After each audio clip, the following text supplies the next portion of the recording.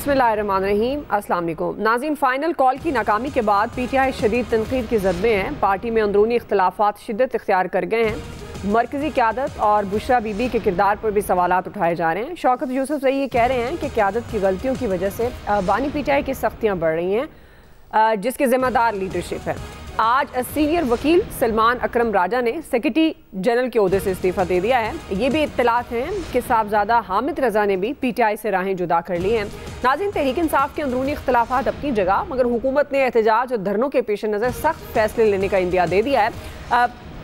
Prime minister Shahbaz शरीफ कहते हैं कि फैसले करना होगा कि हमने मुल्क को खुशहाली की तरफ लेकर जाना है या एहतजाज और धरनों की तरफ। अब वक्त आ गया है कि धरनों वालों के खिलाफ सख्त फैसले हों। नाज़रीन, वफाकी वज़ीर एहसन इकबाल कहते हैं कि खैबर पख्तूनख्वा हुकूमत की जानिब से वफाक पर मुसलसल हमले हो रहे हैं। केपी हुकूमत मुल्क के लिए ख़तरा बन चुकी है, जिससे सख्ती से निपटना नागुज़ीर हो गया है। ज़राए के हवाले से ये भी खबरें हैं कि वफाकी काबीना की अक्सरियत ने खैबर पख्तूनख्वा में गवर्नर राज लगाने की हिमायत की है। सियासी इत्तेहादियों और स्टेक होल्डर्स को एतमाद में लेकर गवर्नर राज से मुतल्लिक हतमी फैसला किए जाने का भी इम्कान है। पंजाब असम्बली के बाद बलूचिस्तान असम्बली में भी पीटीआई पर पाबंदी की करारदाद पेश कर दी गई है, जिसमें यह मौक़िफ़ इख्तियार किया गया है कि तहरीक इंसाफ सियासी इंतशारी टोले की शक्ल इख्तियार कर चुकी है, इसका खात्मा यकीनी बनाया जाए। ऐसी खबरों में सेनेटर फैसल वावदा ने भी एक पेशगोई कर दी। उन्होंने ये दावा किया कि पीटीआई पर पाबंदी लगेगी, बुशरा बीबी गिरफ्तार होंगी और जल्द पीटीआई के मुख्तलिफ लोगों की एक नई पार्टी तहरीक इंसाफ पाकिस्तान बन जाएगी।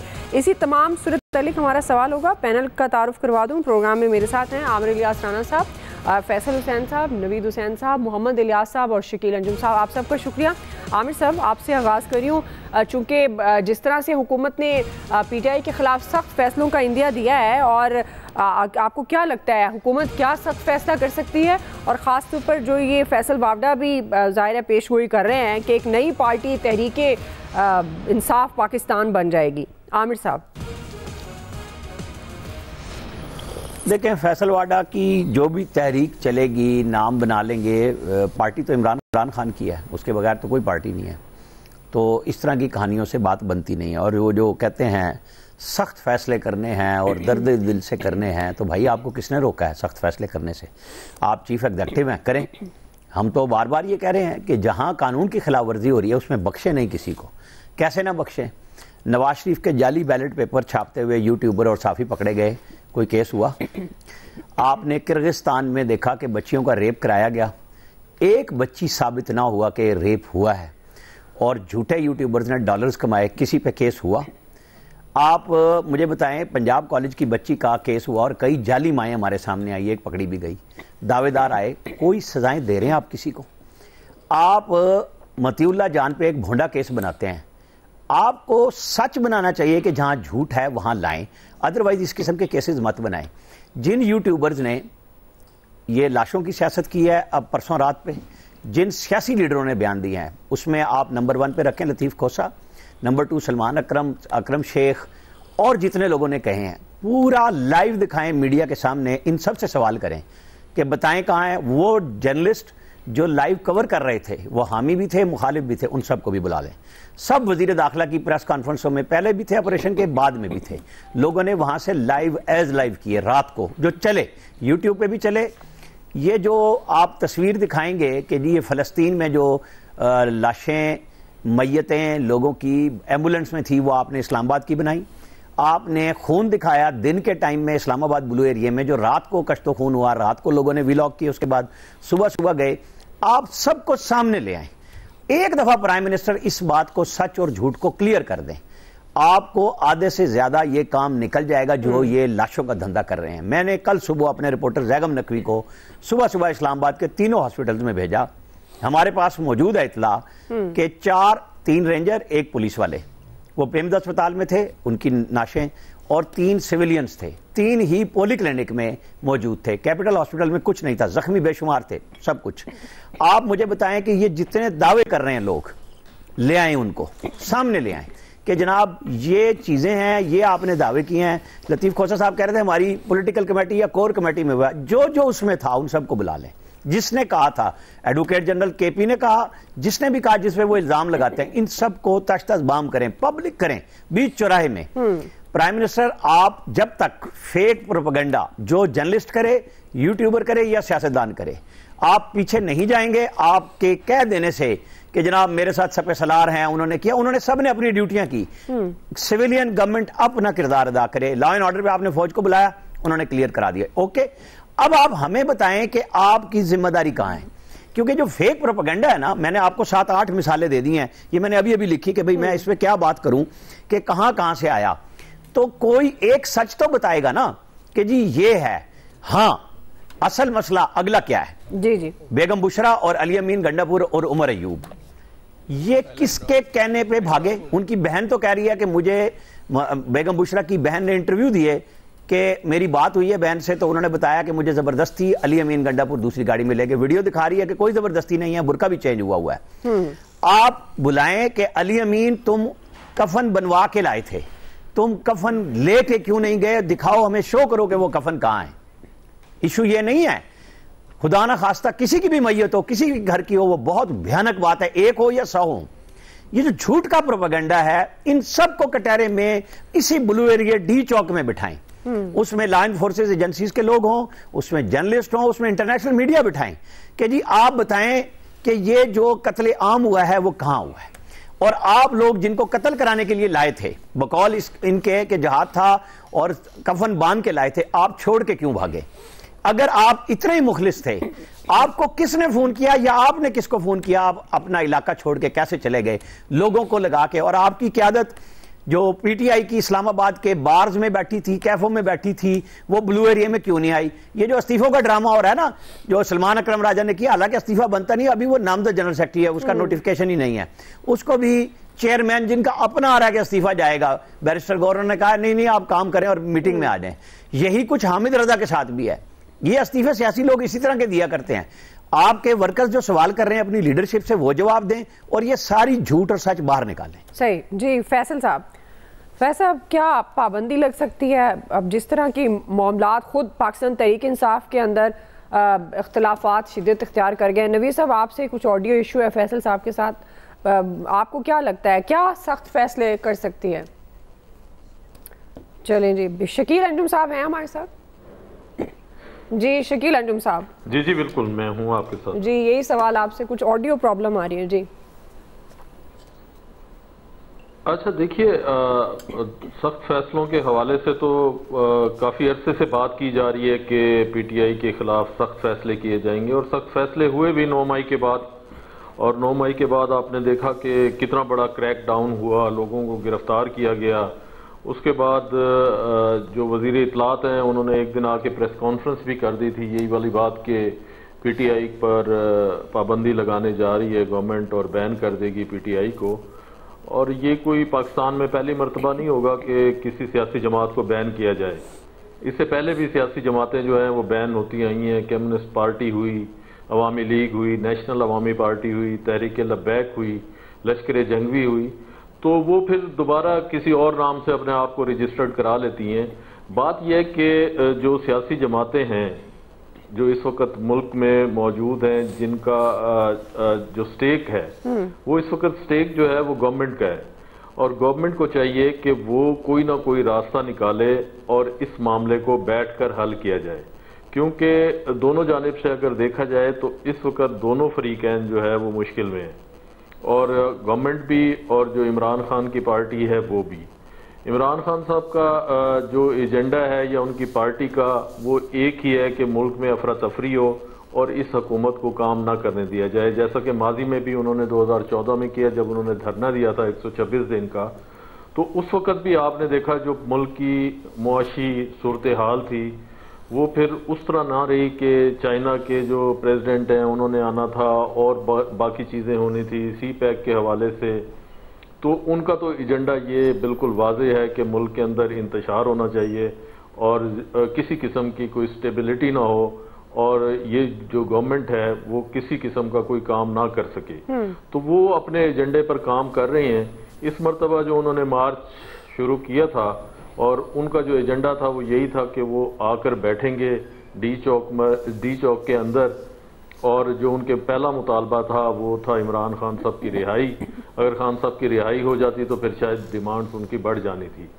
لیکن وہ نہ ہو سکا، اور اس وقت کی جو صورتحال ہے پارٹی جو ہے مزید اختلافات کا شکار ہے، مزید کمزور ہو گیا اور عمران خان صاحب کے لیے اور پارٹی کے جو دیگر لوگ ہیں ان کی مشکلات میں آگے اضافہ ہونے جا رہا ہے۔ اور اس مرتبہ جو طاقتور حلقے ہیں میرا یہ خیال ہے انہوں نے اس بات کا فیصلہ کر لیا ہے کہ اب مزید جو ہے اس جماعت کو یا کے پی کی جو گورنمنٹ ہے جس کے وسائل استعمال کیے جاتے ہیں اور وہاں سے لوگوں کو لے کر آیا جاتا ہے اور ساری کی ساری حکومتی جو ہے وہ مشینری جو ہے وہ استعمال ہو رہی ہے اس احتجاج کے حوالے سے، اور یہ ایک مرتبہ نہیں ایک سے زائد مرتبہ ہو چکا ہے، اور ہر مرتبہ جو ہے وہ یہی بات کی جاتی ہے کہ آئندہ اس قسم کی صورتحال نہیں ہوگی، لیکن پھر اس سے زیادہ کی صورتحال گورنمنٹ کو دیکھنی پڑتی ہے یا جو ہمارے ادارے ہیں ان کو دیکھنا پڑتی ہے، فیس کرنا پڑتا ہے۔ تو اس ساری صورتحال میں لگتا یہی ہے کہ اس مرتبہ جو ہے کوئی سیریس موو ہوگی اور جو استعفے ہیں لوگوں کے وہ مزید بھی آئیں گے، جیسے آپ نے ذکر کیا کہ 2 لوگوں نے استعفیٰ دے دیا، صاحبزادہ حامد رضا اور سلمان اکبر راجہ نے، اور اس کے بعد جو ہے پشاور میں ان کی جو لیڈرشپ ہے اس وقت موجود ہے اور مزید جو ہے وہ فیصلے ہونے جا رہے ہیں، اور یہاں تک بھی اطلاعات ہیں کہ اگر خیبر پختونخوا کے وزیر اعلیٰ کا یہی رویہ رہا تو وہاں پر بھی ان کی حکومت کا خاتمہ ہو سکتا ہے۔ صحیح۔ تو اس لیے دونوں فریقین کو چاہیے کہ اس ملک کے اندر بیٹھ کر، کیونکہ بات تو ملک کی ہے، عوام کی ہے، عوام اور ملک کے بارے میں کوئی نہیں سوچ رہا، اور حکومت کو چاہیے کہ اس ساری صورتحال میں جو پی ٹی آئی ہے اس کو کہیں نہ کہیں تھوڑی بہت سپیس ملنی چاہیے۔ سیاسی جماعتوں کو سپیس ملے گی تو جو پولیٹیکل سسٹم ہے ہمارا وہ آگے بڑھے گا، کچھ جمہوریت مضبوط ہوگی، لیکن اب تک کی جو صورتحال ہے اس ساری صورتحال میں جو ہماری سیاسی جماعتیں ہیں یا جو سیاسی نظام ہے، جمہوری نظام ہے، وہ کمزور ہوا ہے، اور جو طاقتور حلقے ہیں وہ اور زیادہ مضبوط ہوئے ہیں، لیکن اس کی ساری ذمہ داری ہمارے سیاستدانوں پر ہے۔ یہ بیٹھیں، ان کے لیے پارلیمنٹ موجود ہے جو ایک واحد ادارہ ہے پارلیمنٹ جہاں پر بیٹھ کر بات کی جا سکتی ہے، اور at the end of the day پھر بھی یہ جو بات ہے وہ مل بیٹھ کر ہی طے ہوگی، دونوں فریقین بیٹھ کر ہی معاملے کا حل نکال سکتے ہیں۔ اس لیے جو بانی پی ٹی آئی ہے اور ان کے جو مشیران ہیں، جو لوگ ہیں، ان کو بھی سوچنا چاہیے کہ یہ جو محاذ آرائی ہے اس کا فائدہ نہیں الٹا نقصان ہوگا، کیونکہ سٹیٹ کے ساتھ کبھی نہیں لڑا جا سکتا، سٹیٹ جو ہے وہ سٹیٹ ہی ہوتی ہے اور اس کے ساتھ لڑائی بنتی بھی نہیں ہے۔ جی فیصل صاحب آپ کو کیا لگتا ہے کیا حکومت سخت فیصلے کر سکتی ہے؟ اور جو بات کر رہے ہیں کہ بات چیت سے راستہ نکلنا ہے، تو ابھی کچھ دن پہلے تو لگ رہا تھا کہ واقعی بات چیت سے کوئی راستہ نکل آئے گا، لیکن اب جو حالات ہیں کیا آپ کو لگتا ہے کہ اب کوئی بات چیت کا امکان ممکن ہے؟ دیکھیں راستہ تو بہرحال نکل آئے گا، بات چیت سے نہیں نکلے گا، کسی اندرونی بیرونی طریقے سے نکل آئے گا۔ راستہ آج نہیں نکلے گا، کل نکل آئے گا۔ ہر دور میں جتنے بھی ماضی میں بھی اس طرح کی صورتحال رہی ہے، کسی کے ساتھ بھی رہی ہو، پیپلز پارٹی کے ساتھ رہی ہو، نون لیگ کے ساتھ رہی ہو، تو وہ دن تو کسی کے لیے بھی نہیں رہتے نا، دن تو جو ہے وہ تبدیل ہو جاتے ہیں۔ اگر آج تحریک انصاف کے لیے سخت دن ہے تو وہ دن جو ہے وہ کل تبدیل ہو جائیں گے۔ بات دن کی تبدیلی کی نہیں ہے کہ آج مسلم لیگ کے لیے سخت دن ہے یا تحریک انصاف کے لیے آسان ہے، آج اسٹیبلشمنٹ ان کے ساتھ ہے، آج اسٹیبلشمنٹ نون لیگ کے ساتھ ہے، آج جو سختی تحریک انصاف پہ ہو رہی ہے کل یہ سختی جو ہے نون لیگ کے ساتھ ہو رہی تھی۔ کم و زیادہ کے فرق پہ تو ہم بات کر سکتے ہیں، لیکن صورتحال تو کم و بیش ایسی ہی تھی۔ بات یہ ہے کہ جس سمت میں آپ نے اس ملک کو چلانا ہے، جو آج کی جو ہماری آپ کی سمت ہے، اس سے تو پاکستان نہیں چل سکتا، اس سمت سے تو نہیں چل سکتا۔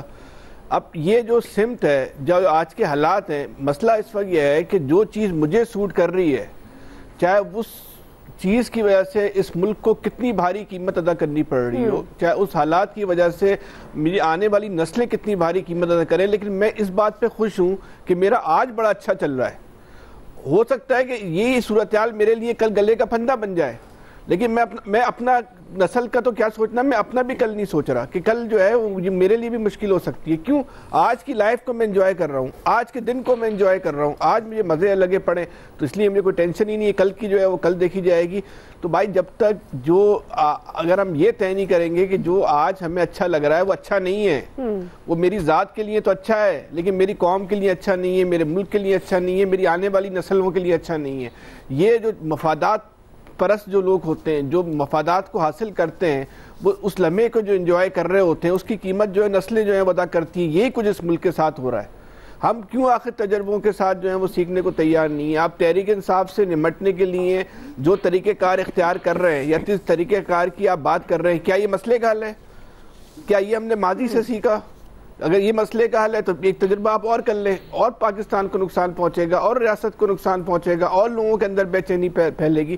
آپ مسئلے کو حل نہیں کرنا چاہ رہے، آپ اپنے آج کو جو ہے محفوظ بنانا چاہ رہے ہیں. آج آپ اپنے آج کو مزید پرکیف بنانا چاہتے ہیں، اس لیے سارے آپ بھی کرتے ہیں. لیکن آپ کے آج کے اچھے ہونے سے اس ملک میں رہنے والے کروڑوں لوگوں کا آج خراب ہوا ہے.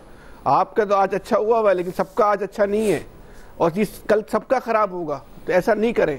یہ آپ تحریک انصاف کے نام پہ ایک نیا گروپ بنا دیں گے، عمران خان نہیں ہو. بھائی کیسی بات ہے؟ آپ نے اتنے تجربے کر لیے، حالیہ تجربہ آپ دیکھ لیں. ایم کیو ایم کیا ہے؟ عبرت گاہ بنی ہوئی ہے نا ایم کیو ایم اس پاکستان کے اندر. کیا اس جماعت کی جو ہے وہ اس وقت حیثیت ہے؟ بالکل. پاکستان کی سیاست جو ہے وہ لیڈرشپ کے ساتھ چلتی ہے. آپ مسلم لیگ سے نواز شریف کو نکال کے کیا مسلم لیگ چلا سکتے ہیں؟ نہیں چلا سکتے. جتنے بھی آپ تجربے کر لیں، جتنی بھی آپ خواہش، حد تو یہ ہے کہ نواز شریف کو نکال کے اگر آپ شہباز شریف صاحب کو لے کر آ جائیں پھر بھی آپ نون لیگ نہیں چلا سکتے.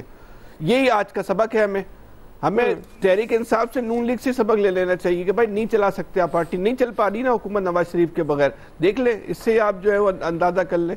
اگر آج شاید نواز شریف صاحب وزیر اعظم ہوتے تو شاید یہ صورتحال اتنی خراب نہ ہوتی. ہم تو یہ کہتے ہیں جب آپ نے اتنی بڑی مینجمنٹ کی تھی تو بھائی نواز شریف کو آنے دیتے، 2/3 اکثریت ہی دلا دیتے نا. کون پوچھ رہا تھا؟ پورا سسٹم اس کے حوالے کر دیتے. جب پھر یہ تو آپ نے تو نون لیگ کو بھی پیک رکھا. ابھی تو یہ بھی طے نہیں ہوا ہے کہ یہ جو کیا کہنا چاہیے، یہ جو واردات ہوئی، جو کام اتارا گیا، یہ عمران خان کا کام اتارا گیا ہے، نواز شریف کا کام اتارا گیا. یہ بھی ابھی طے نہیں ہوا. یہ تو وقت بتائے گا کہ کس کا جو ہے وہ کام اتارا گیا، کس کی سیاست جو ہے مستقبل کی جو ہے وہ تباہ ہوئی ہے. اگر عمران خان کا سیاسی نقصان ہوا تو نقصان تو نواز شریف صاحب کا بھی ہوا ہے. ایسا نہیں ہے کہ ان کا نقصان نہیں ہوا، اور انہی لوگوں کے ہاتھوں ہوا جن کے ہاتھوں عمران خان کا ہاتھ ہو رہا ہے. لیکن نہیں بولتے نواز شریف صاحب، پتہ نہیں کیوں نہیں بولتے. بہرحال آپ اگر ایک اور اس طرح کی پارٹی بنائیں گے، ایک اور سیاسی غلطی کریں گے، نہ کریں یہ کام. اس سے آپ کو تو شاید فائدہ پہنچ جائے، آپ کے بھی آج کو، آپ کے کل کو فائدہ نہیں پہنچے گا، لیکن اس قوم کو بہت بڑا نقصان ہوگا اور آپ کا کل کو بھی نقصان ہو. جی نوید صاحب. اچھا تو دیکھیں، پی ٹی آئی کے لانگ مارچ کی یا مارچ کی، جو بھی اس کو آپ نام دیں، اس کی ناکامی لیڈرشپ کا فقدان، فیصلہ سازی کا فقدان، یا جو ہے وہ ان کی جو فیصلہ سازی ہے جو ان سے نہیں ہو پائی، وہ اس کا ریزن ہے، وہ اس کی ناکامی کا سبب بنی. یہ تو طے کرنا ہے اب پی ٹی آئی نے خود. اچھا ایک چیز جو ہے، جو ایک ناکامی جو کہ بالکل گیون ہے، وہ ناکامی ہے ہماری جمہوری اقدار کی، ہماری جمہوری روایات کی، ہمارے جمہوری اداروں کی، اور خود جمہوریت کی، پاکستان میں سیاستدانوں کی اور پاکستان میں سیاست کی. یہ ناکامی ہے کہ ایک جمہوری مارچ، ایک ڈیموکریٹک رائٹ جو آپ نے اس آئین پاکستان نے مجھے دیا ہے، جو اس ریاست کا شہری ہونے کے ناطے مجھے ایک رائٹ ملا ہے پروٹیسٹ کرنے کا، رائٹ ٹو اسمبلی، اس رائٹ کو ایکسرسائز کرتے ہوئے لوگوں کے خلاف تشدد کیا گیا. اس کو پولیٹیکلی، میں سیاست کی ناکامی اس وجہ سے کہہ رہا ہوں کہ اس کو پولیٹیکلی جو ہے یہ ہینڈل کیا جا سکتا تھا. بڑے منجے ہوئے سیاستدان بیٹھے ہیں پیپلز پارٹی میں بھی اور نون لیگ میں بھی، لیکن کیا تھا کہ جی آپ نے اپنے مخالف کو ہر طریقے سے اس کو نیچا دکھانا ہے، اس کو گرانا ہے. دیکھیں تشدد کیا ہے؟ تشدد جمہوریت میں تشدد نہیں ہوتا. جمہوریت تو تشدد کا راستہ روکنے کے لیے ہے کہ آپ ایک ڈیموکریٹک طریقے سے، ایک جمہوری طریقے سے آپ ایک چینج لا سکتے ہیں. لیکن جب آپ تشدد کی راہ پہ چلتے ہیں تو डेमोक्रेसी जो है वो पीछे ही रह जाती है और फिर तशद्दुद जो है वो सिर्फ तशद्दुद को जन्म देता है। यहाँ इस वक्त जो है बड़े गवर्नमेंट के लोग वज़रा जो है वो बड़े चेस्ट हम्पिंग कर रहे हैं, वो अजीब अजीब किस्म के जो है वो बातें पीटीआई के ख़िलाफ़ की जा रही हैं। तो देखें इस वक्त नो डाउट पीटीआई जो है वो बैकफुट पे चली गई है। वो जिस तरह से यानी उन्होंने वो धरना लपेटा और वापस गए या उनको वापस भेजा गया, तो पीटीआई कॉर्नर में है। इस वक्त आपके पास अपर हैंड है। अगर आप सियासत पे यकीन रखते हैं, अगर आप जमहूरियत पे यकीन रखते हैं, तो इसको खुदारा और मजीद आगे ना लेके जाएं। देखें पॉलिटिकल फोर्सेस जो होती हैं वो पॉलिटिकल फोर्सेस का पॉलिटिक्स में जो है मुकाबला करती हैं। आप किसी एक प्लेयर को मैदान से निकाल के और फिर कौन सा मुकाबला होगा? यानी आप अगर अपने मद्दे मुकाबिल को, अपने हरीफ को मैदान से ही निकालने पे तुले हुए हैं, तो किस किस्म की जमहूरियत होगी ये? सही। और फिर ये कहना कि जी पीटीआई को ख़त्म कर दिया जाएगा, बैन कर दिया जाएगा। आप माजी मेरे ख्याल में हमारी यादाश्त बहुत कमज़ोर है। माजी में आपने पीपल्स पार्टी पैट्रियट भी बनाई, माजी में आपने नून लीग के साथ क्या क्या नहीं किया। देखिए जमहूरी ताकतें ऐसे नहीं होती। जमहूरी ताकतें जो है वो जमहूरियत पे अगर यकीन रखती हैं ना, तो ये पार्टी जिस तरह से ख़त्म नहीं होती। और आपने पीटीआई के साथ भी तो किया ना। उधर खटक साहब ने जो है वो पार्लियामेंटेरियन बना ली, इधर तरीन साहब ने जो है एक नई पार्टी बना ली थी। लेकिन क्या हुआ, लोगों ने तो उठा के रिजेक्ट कर दिया। आपने इलेक्शन में उनका रिजल्ट देख लिया कि इलेक्शन में क्या नतीजा निकला। तो इस तरह से आप किसी पार्टी को ख़त्म नहीं कर सकते। और जमहूरियत अगर आप ये लोग जो अभी बैठे हुए हैं और जिस तरह की बातें कर रहे हैं, ऑनेस्टली बड़ा दुख होता है कि आप लोग इतने अरसे से पॉलिटिक्स कर रहे हैं और आपके ऊपर बीत चुकी है। ये सब आपके साथ हो चुका है, आप भी गुजार चुके हैं। और आप बैठ के इस तरह की बातें कि जी सियासत से उनको माइनस किया जाए। देखिए उनकी सपोर्ट है, यानी इर्रिस्पेक्टिव ऑफ आप उनकी सियासत, उनके सियासी नजरिए, उनके तर्ज सियासत से इख्तिलाफ करें, इस हकीकत को तो नहीं जुटलाया जा सकता कि उसके पास सपोर्ट है। तो सपोर्ट है तो क्या आप इस तरह से एक पार्टी को बैन करके या खत्म करके जो है आप ये समझेंगे कि जी आपने वो सपोर्ट बेस खत्म कर दी? वो नहीं होगी खत्म। और दूसरी जो बात की जा रही है कि केपी में गवर्नर राज लग जाएगा। देखें गवर्नर राज केपी के 2/3 मेजॉरिटी से ज्यादा पीटीआई के पास है। और इस सूरत हाल में यानी ये जमहूरियत का मजीद गला घोंटने के मुतरादिफ होगा कि आप एक 2/3 मेजॉरिटी से इलेक्टेड गवर्नमेंट को जो है उसको उठा के वहां गवर्नर राज लगा दें। जो आप कर रहे हैं आज, तो वो इंग्लिश में कहते हैं कि what goes round comes round. जो आज आप कर रहे हैं कल फिर आपको उसका जो है वो आपके ऊपर भी वो आएगी। तो जो भी फैसले करें सोच समझ के और इस मुल्क के वसी भूल गए बीच में कि ये भी वही कुछ हो रहा है। इलियास साहब आप क्या लगता है क्या सख्त फैसले हो सकते हैं? देखिए जी इस वक्त तो गवर्नमेंट बहुत कुछ सोच रही है कि किसी तरीके जो इस दफ़ा जो आई क्या कहते हैं केपी से जिस तरह आए लोग आए, जिस तरह पीटीआई के काफिले आए, तो जिस तरह मार धाड़ इस तरह हुई है, तो सूरत हाल में गवर्नमेंट जो है गवर्नमेंट अपने आप को भी साबित कर रही है कि जी मुल्क के फ़ायदे के लिए, मुल्क के दिफा के लिए जो भी है इस तरह जो सारे जो इक़दाम किए हैं। और इसमें यही है कि आइंदा पहले भी 2 दफ़ा हो चुका है और अब इसके बारे में देख रहे हैं, सोच रहे हैं कि किस तरह। अब वो जैसे नवीद साहब कह रहे थे 2/3 मेजॉरिटी गवर्नर राज लाने के लिए वो इनके पास नहीं है। अब ये इस तरह के नहीं कर सकते। अब देख रहे हैं कि किस तरह कर रहे हैं।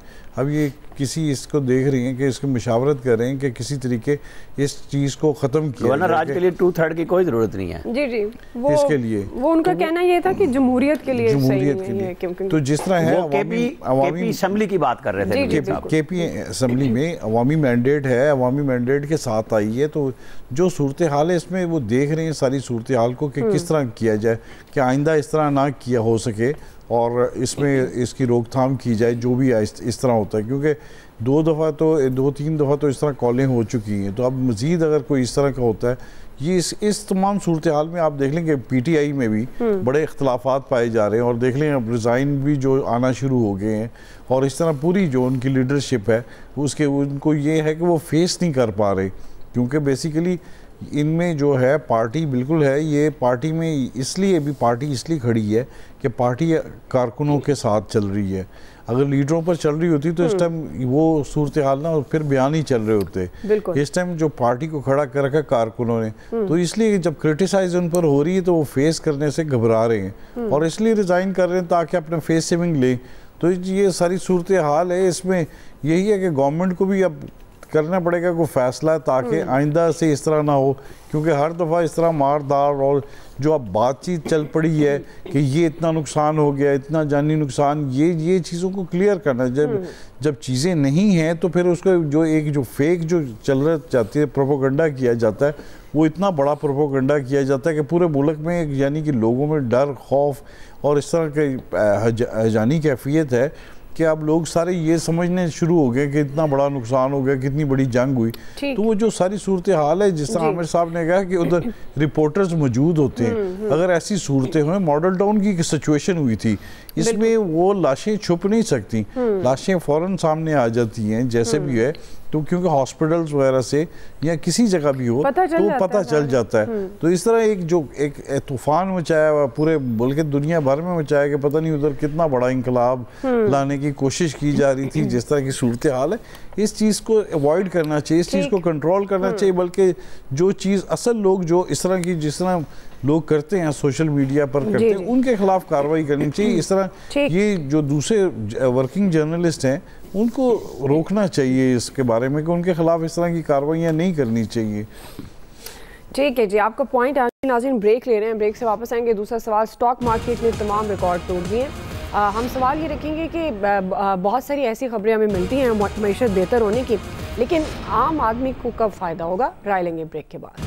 ناظرین، سیاسی اور عسکری قیادت کی کوششیں اور محنت رنگ لانے لگی ہے. معاشی سرگرمیاں تیز ہو گئی ہیں. آج پاکستان سٹاک ایکسچینج مارکیٹ نے تمام ریکارڈ توڑ دیے ہیں، نئی تاریخ رقم کر دی ہے. شاندار کارکردگی کے بعد پہلی بار 100 انڈیکس 1 لاکھ پوائنٹس کی تاریخی سنگ میل عبور کر گیا. اس تاریخی کامیابی پر پرائم منسٹر شہباز شریف نے پوری قوم کو مبارکباد دی ہے اور انہوں نے اپنے پیغام میں یہ کہا کہ مارکیٹ میں تاریخی ترقی حکومتی پالیسیز پر کاروباری برادری اور سرمایہ کاروں کے اعتماد کا مظہر ہے. یہ ہم نے پاکستان کو ڈیفالٹ ہونے سے بچانے کے لیے اپنی سیاست کی قربانی دی اور یہ قربانی رائے گاہ نہیں گئی. ناظرین، وزیر اعلیٰ پنجاب نے بھی تاریخی کامیابی پر تشکر کا اظہار کیا اور یہ دعویٰ کیا کہ سٹاک مارکیٹ کی بلندی اور تیزی سمیت ہر تاریخی کام اور record P M L N کے دور میں ہی ہوتا ہے. سرمایہ کاروں کا اعتماد اس بات کی دلیل ہے کہ پاکستان کا مستقبل روشن ہے. ناظرین، سٹاک مارکیٹ میں ترقی اپنی جگہ، مگر معاشی بحالی کے اثرات عوام تک کب پہنچیں گے، یہ سب سے بڑا سوال ہے. کیونکہ حکومت مسلسل مہنگائی کم ہونے کے دعوے کر رہی ہے، مگر زمینی حقائق ان دعووں سے مختلف ہے.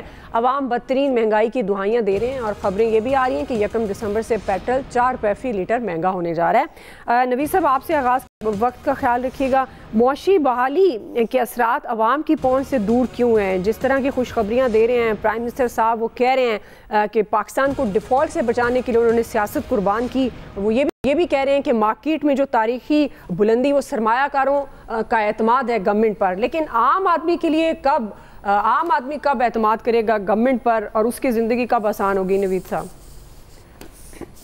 دعا دیکھیں، سب سے پہلے تو سمجھنا یہ چاہیے کہ یہ جو سٹاک ایکسچینج میں جو آپ کی تیزی آئی ہے سٹاکس میں، اس کی ریزنز کیا ہیں؟ نو ڈاؤٹ ایک بڑی کامیابی ہے، بیکاز جو آپ کا ابھی 2 سال پہلے 2022 میں جو ہے آپ کا انڈیکس کہاں پہ تھا اور آج کہاں پہ ہے 1 لاکھ کی جو ہے، اور یہ کہا جا رہا ہے کہ 2025 تک جو ہے 1,25,000 اور 30,000 کے بیچ میں انڈیکس چلا جائے گا. تو اس کے پیچھے جو محرکات ہیں، ایک تو دیکھیں جو آپ کو IMF کا آپ نے ایک سٹینڈ بائی ارینجمنٹ آپ نے لیا تھا، اس کے بعد سکسیسفل کیا اور پھر اگلا آپ نے پروگرام لے لیا، تو اس سے ان اے وے جو ہے وہ کانفیڈنس جو ہے انویسٹر کا وہ تو ریسٹور ہوا ہے. اس کے ساتھ ساتھ دیکھیں آپ کا جو روپیہ ہے اس کی قدر جو ہے وہ مستحکم ہے، 280 کے نیچے ہی جو ہے وہ اتنے ایک سسٹین پیریڈ تک چل رہا ہے. یہ بھی اس کے پیچھے ایک ریزن ہے. پھر انفلیشن کم ہوئی ہے، اس میں بھی کوئی شک نہیں ہے کہ انفلیشن کم ہوئی ہے. اس کے ساتھ ساتھ ایک اور جو آپ نے جو اسٹیٹ بینک نے اپنی پالیسی ریٹ انٹرسٹ ریٹ جو ہے وہ کم کیے ہیں، اس سے یہ ہوا کہ جو جن لوگوں نے بینکوں میں فکس ڈپازٹ کیے ہوئے تھے obviously ان کا انٹرسٹ جو ہے گرا. ارلیئر یہ ہوتا تھا کہ جی وہ پیسہ اس طرح سے نکال کے وہ چلا جایا کرتا تھا آپ کے ریئل اسٹیٹ سیکٹر میں، لیکن ریئل اسٹیٹ سیکٹر اس وقت جو ہے وہ ٹیکسز کی وجہ سے اور قیمتوں کے اس کی وجہ سے وہاں پیسہ نہیں گیا، وہ پیسہ جو ہے وہ آپ کے اسٹاک میں آیا. پھر فورن انویسٹر نے بھی دیکھا، گولڈ رش دیکھا اس نے کہ مارکیٹ بڑی اچھی پرفارم کر رہی ہے اور اس میں ان کو ڈیویڈنڈز مل سکتے ہیں، تو انہوں نے بھی اس میں خرچ کیا.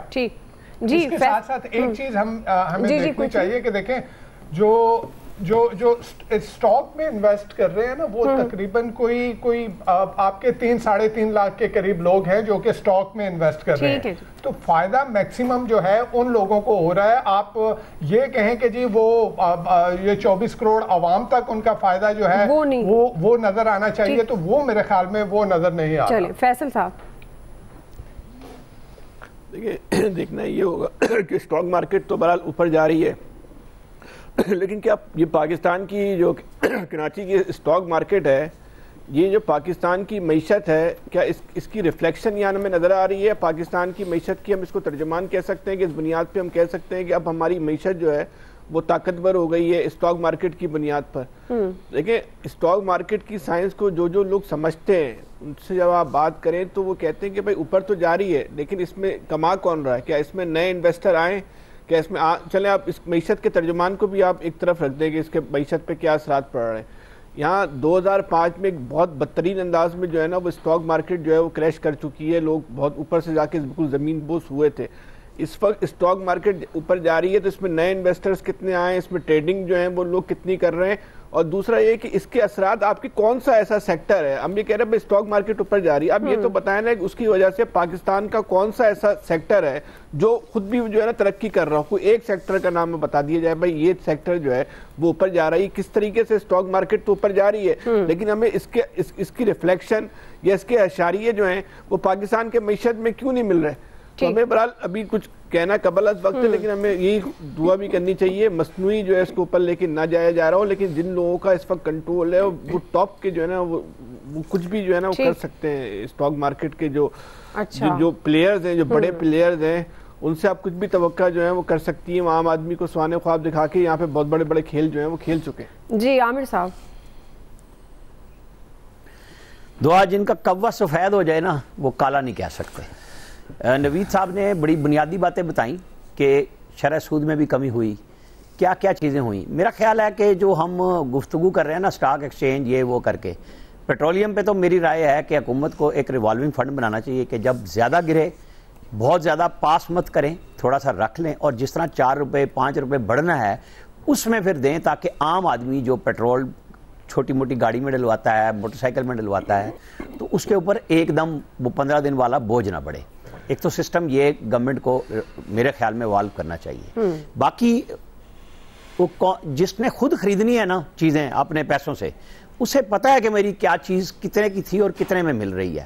یہ کوئی 2-4 کہانی نہیں ہے. ہر روز سودا سلف جو لیتا ہے نا، اب جس نے ماننا نہیں ہے کہ اس سے عام آدمی کی صحت پہ کیا اثر پڑا، جو بینک میں کاروبار کر رہا ہے، جو وہاں سے قرضہ لے رہا ہے، جو کچھ بھی کر رہا ہے، سب چیزوں پہ پازیٹیو ایفیکٹ آئے ہیں. لیکن چونکہ ہماری قسمت میں ہے کہ ہم بدقسمتی کے علاوہ کچھ بات کر نہیں سکتے، ہمیں پاپ کارن کھانے کے علاوہ آتا کچھ نہیں. وہ بھائی یہ انویسٹر 56,000 پہ نواز شریف کے دور میں لائے، پھر یہ گرا، آج 1 لاکھ پہ آیا، تو وہی انویسٹر تھے نا، پھر وہ نہ گرنے دیتے نہ بڑھنے دیتے.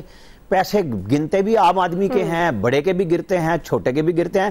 میں نے اعجاز شفیع مرحوم جیسے کو ہارٹ اٹیک ہوتے بھی دیکھا ہے. آپ کے شہر کے بڑے تاجر تھے اسی سٹاک کی وجہ سے. یہ نہیں ہے کہ ٹھیک ہے منوپولی ہوتی ہے لوگوں کی، لوگ کھیلتے ہیں سٹا بھی، لیکن آپ اس کو کہیں کہ ٹوٹل معیشت جو ہے وہ سٹے پہ ہے، نہیں ہے. بہت ہمارے اچھے اشاریہ ہیں. IMF کی ڈیل ہوئی، آپ کو ایک استحکام ملا. جو دعائیں کرتے تھے, جن کے ذمے ہے کہ آپ نے صرف ریئل اسٹیٹ پہ بات کرنی ہے, بھائی وہ بھی تو ایک بلیک منی کا راستہ ہے. یا تو آپ پھر اس کا راستہ بنوائیں, کاروبار ہوگا, سب کچھ چلے گا, لیکن آپ اکانومی کو ڈاکومنٹ کریں. میرے طرف تو سارے ٹیکس لے رہے ہیں نا, تو پھر یہ کیوں نہ دیں ریئل اسٹیٹ والے ڈیولپرز. یہ جو فراڈ کر کے لوگوں کے پیسے کھا کے چلے جاتے ہیں, تو سسٹم میں آئے نا. میرے صاحب میں بہتری کی طرف جا رہے ہیں, اور توقع ہونی چاہیے جس طرح کا مارچ بھاگا ہے آ کے, اور اللہ کرے کہ ان کو عقل آ جائے کہ سیاسی طور پہ بات کرنی ہے, بہت بہتر ہو جائے گا. کیونکہ حق ان لوگوں کا بھی ہے جو مارچ کے خلاف ہیں, ان کا بھی حق ہے جو آئین میں لکھا ہوا ہے کہ میرے کاروبار کو تباہ مت کریں. آپ کو پتہ ہے نا, عمران خان کہتے تھے اسٹیٹ سے مت لڑنا, یہ جلوس مت لانا. فواد چودھری کی روز پریس کانفرنس ہوتی تھی, ریاست سے نہ ٹکرانا, بس اتنا بتانا تھا. ٹھیک ہے جی, کوئکلی بریک سے واپس آئیں گے. یہی سوال شکیل انجم صاحب اور الیاس صاحب پر دیکھیں گے, ہمارے ساتھ رہیں گے.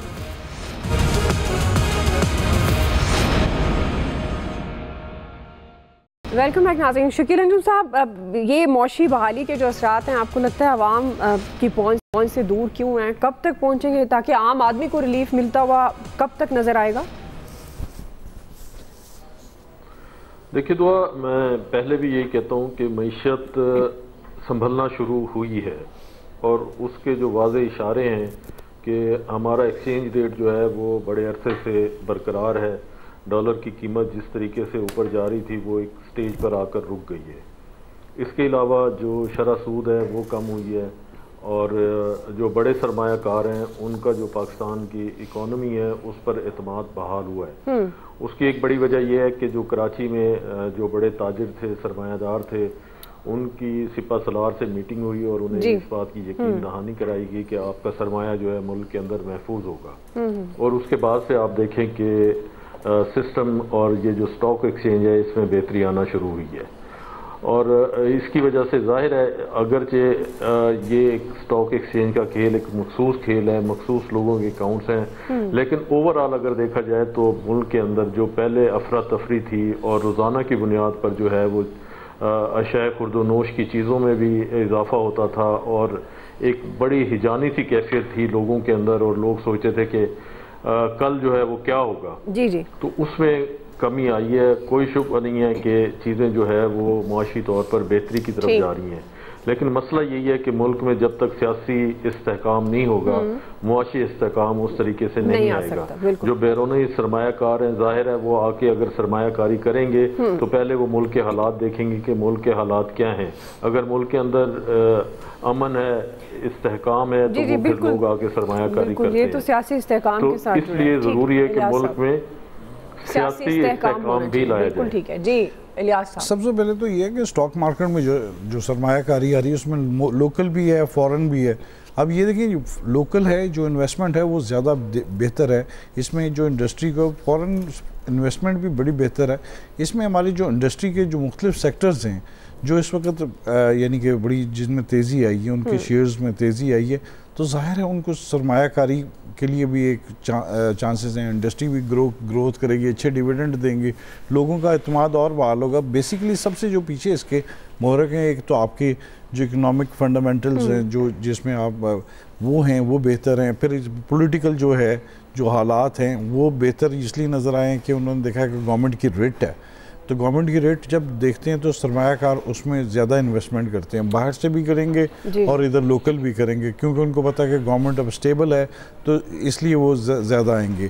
اور یہ ویسے بھی دسمبر کے قریب سٹاک مارکیٹوں میں ویسے بھی تیزی آتی ہے, لیکن اس دفعہ زیادہ تیزی اس لیے آئی ہے کہ گورنمنٹ کے حالات, اکانومی کے حالات, IMF نے بڑی سیٹسفیکشن ظاہر کی ہے, اور گورنمنٹ بھی ولنگ ہے کہ جی وہ کر رہی ہے اکنامکس جو بھی ہیں ان کے جو پیرامیٹرز دیے ہیں IMF کی جانب سے.